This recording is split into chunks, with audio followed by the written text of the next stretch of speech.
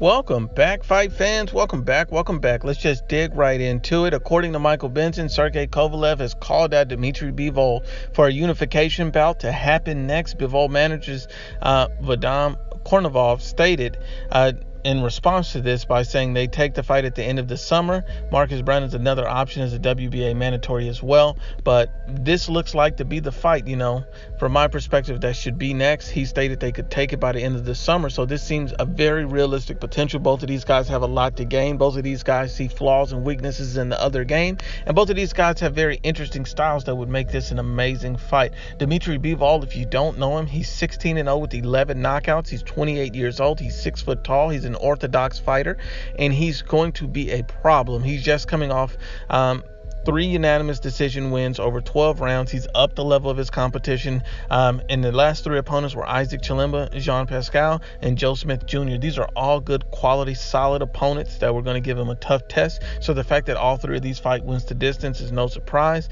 Prior to that, he had multiple knockouts in a row. And the reason why the knockout streak tends to slow down is when you start facing tougher and higher level opposition, it's harder to get those stoppages because guys aren't really fighting the same way. They're not willing to take the same chances, and guys are smarter. So increasing the level of competition is very, very important for a guy like Dmitry Bivol, who's young, who's gaining experience, and who's stepping up in class against better opposition. Now, on the other hand, if you're looking at a Sergey Kovalev used to be the king of 175 pounds until Andre Ward dethroned him. A lot of people felt like Andre Ward didn't beat him fairly. A lot of people felt like the first fight against Andre Ward, Sergey Kovalev won. A lot of people felt like the second fight with Andre Ward and Sergey Kovalev, Andre Ward did a lot of low blows. There's a lot of criticism for the first 2 fights with Kovalev and Ward. So that people view those in different ways depending on how you saw the fights. I think the first fight myself was extremely close, could have went either way. Hell of a fight, one of the best fights I've ever seen.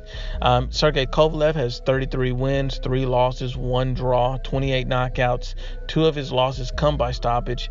He's only lost to Andre Ward and Elither Alvarez. Now, when he fought Elither Alvarez, he was stopped in the 7th round. He showed poor conditioning, but then he transformed himself in his camp under the tutelage of Buddy McGirt, and he came out and beat Elither Alvarez in a 12-round unanimous decision, and he looked phenomenal. The first fight against Elither Alvarez, he was winning rounds till he gassed and got stopped. Second fight against Elither Alvarez, he didn't gas. He was able to put on and apply the same pressure throughout the entire fight, and he got the job done, got the victory, and got out. So he's looking for big unification fights, big bouts, big paydays, and just to grow his name and his brand at this point in his career.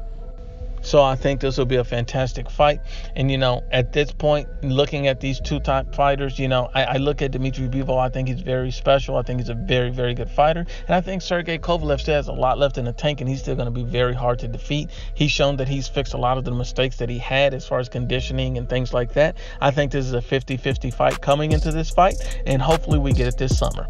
But once again, it's the IBFP Unbiased. As always, please share, like, and you must absolutely subscribe.